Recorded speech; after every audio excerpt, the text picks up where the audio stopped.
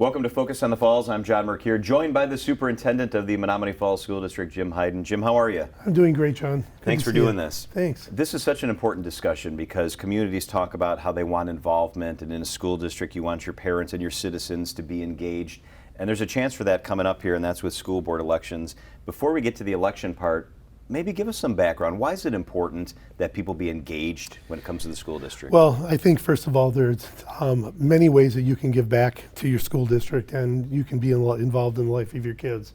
One of the most significant ways, I think, is to be involved in the school board. School board members affect policy, and so they can really have lasting change in the district, and they can help either move the district forward or take it in a new direction, depending on what the issues are.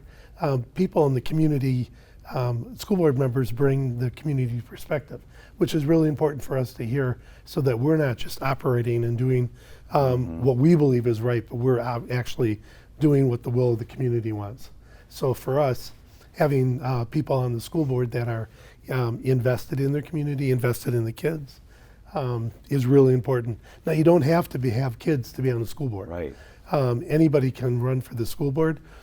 It certainly is helpful if you've had kids at some point, because that's part of the perspective that you need to have when you're dealing with that.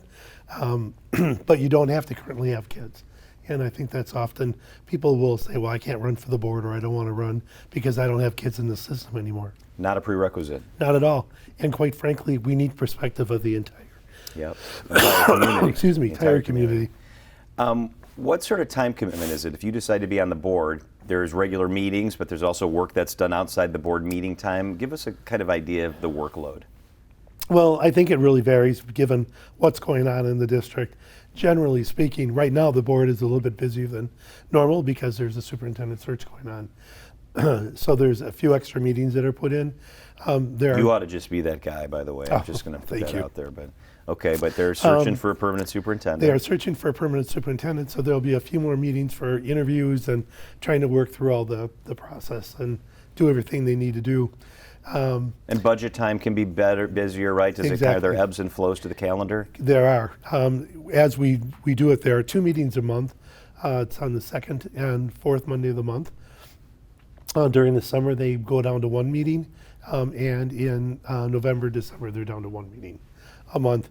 But there are committee meetings that happen, and everybody who's on the board is involved in a committee or two. All board members are welcome to go to all committee meetings.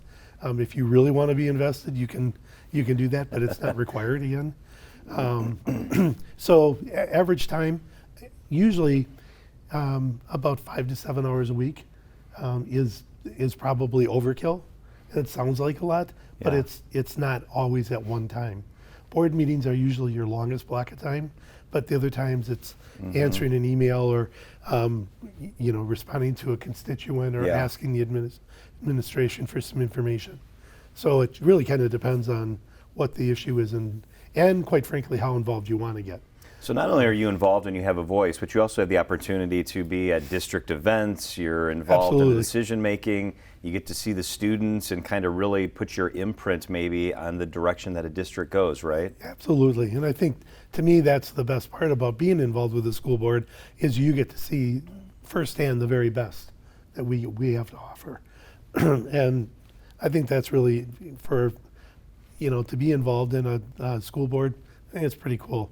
In my earlier career, I actually served on a school board for 7 years. So for me, it was time that I thought was really well worth it for being able to give back to the community and to be able to be involved in the life of my kids. And you're not going to get rich, but it's a paid position, right? It is a paid position. And that is determined every year at the annual meeting. And the school board salaries, and quite frankly, I have to apologize, I don't know what Menomonee Falls is, but they're generally $3,000, somewhere in that area. And it's enough to just compensate you for your time. You're also, if you're involved in anything, if you go to conferences or whatever on behalf of the district, all of that is picked up for you, so you don't have any really out-of-pocket expenses.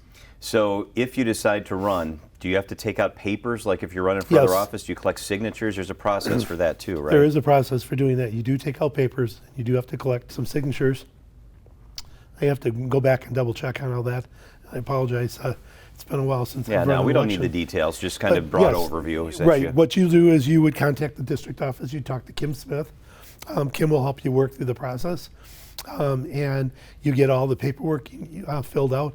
It's taken out in the beginning. It starts in December, and it needs to be turned in the first week in January. All right, so if there are a lot of candidates that decide to run, then there's a Yes. primary, right? That is correct. And so the primary election will happen in February.